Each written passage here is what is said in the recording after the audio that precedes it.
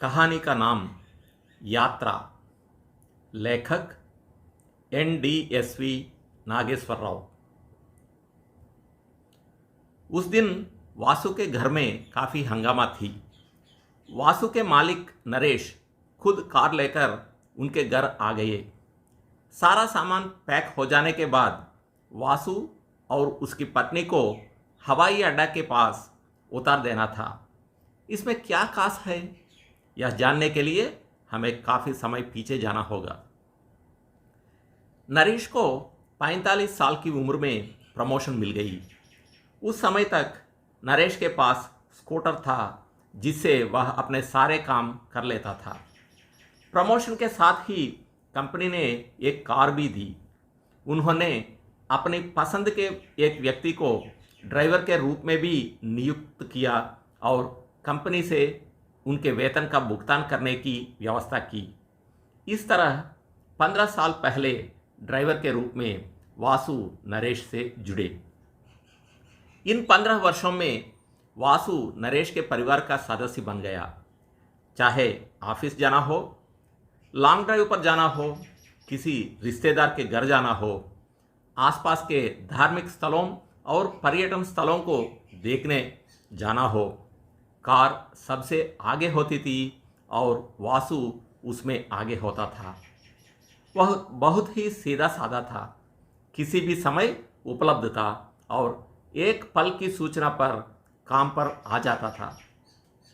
नरेश ने वासु की अच्छी देखभाल भी की। उसके वेतन के अलावा उसकी छोटी छोटी ज़रूरतों का भी ख्याल रखा। नरेश अपने बच्चों के साथ साथ वासु के परिवार को भी त्योहारों के लिए कपड़े लेकर जाता था।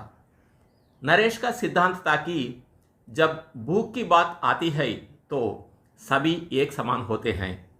नरेश का कहना यह था कि कोई कितना भी काम करे, कितना भी कमाए, वह केवल पेट के लिए ही करता है। इसलिए जब वह किसी दूसरे शहर में जाते थे तो जिस भी होटल में ठहरते थे वहाँ वासु का रात के खाने का इंतजाम कर लेते थे। नरेश के बेटे राजेश बचपन से ही वासु को करीब से देखते हुए बड़े हुए हैं।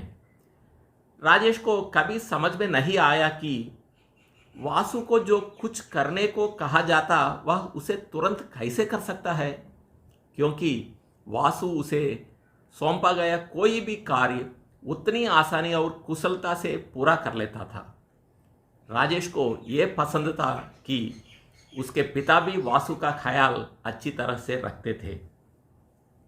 समय तेजी से आगे बढ़ता है। राजेश एक अच्छी नौकरी में लग जाता है और नरेश रिटायरमेंट के करीब पहुंच जाता है। उस मौके पर राजेश वासु को अपनी तरफ से कुछ देना चाहता था। एक दिन बातचीत के दौरान राजेश ने ड्राइवर के रूप में वासु की विचारों और भावनाओं को समझने की कोशिश की। राजेश भैया, ड्राइवर की जिंदगी हमेशा सड़क की तरह होती है। कोई दैनिक वृद्धि या कमी नहीं देखी जाती है। मंजिल तो मिल जाती है लेकिन सफ़र फिर से शुरू हो जाता है। उदाहरण के लिए हम आप सभी को कार में बड़े होटलों में ले जाते हैं, लेकिन रात में चाहे बारिश हो या ठंड हम कार में ही सोते हैं। हम कई बार एयरपोर्ट जाते हैं लेकिन प्लेन को करीब से देखने का मौका नहीं मिलता है।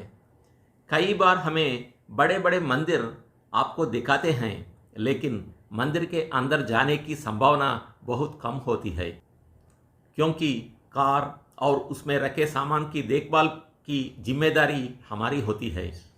साथ ही हमको वाहन चलाते समय सतर्क रहने की ज़रूरत है, भले ही आप सो रहे हो, क्योंकि आप हमारे आश्वासन पर सो रहे हैं। इसलिए हमारा कर्तव्य है कि हम आपके भरोसे की उतने ही सावधानी से रक्षा करें। इन सभी कामों को सिर्फ नौकरी की तरह करना मुश्किल है, लेकिन जब हम आप सभी को अपना मानते हैं तो कुछ भी मुश्किल नहीं लगता।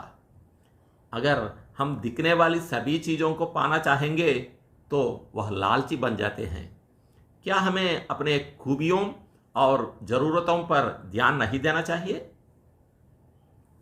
राजेश को तब पता चला कि काम के प्रति वासु की प्रतिबद्धता ने उसे नरेश के परिवार का हिस्सा बना दिया है। इसलिए उनके पिता भी वासु को इतना महत्व देते थे। आज उन्हें इस सवाल का जवाब भी मिल गया कि किसी भी दिए गए काम को वो तुरंत कैसा कर लेते थे। राजेश ने तुरंत अपने पिता से सलाह ली और उनके मन में चल रहे विचारों को एक रूप दिया। उसी के हिसाब से वासु और उनकी पत्नी के लिए एक सप्ताह के दौरे की व्यवस्था कर दी।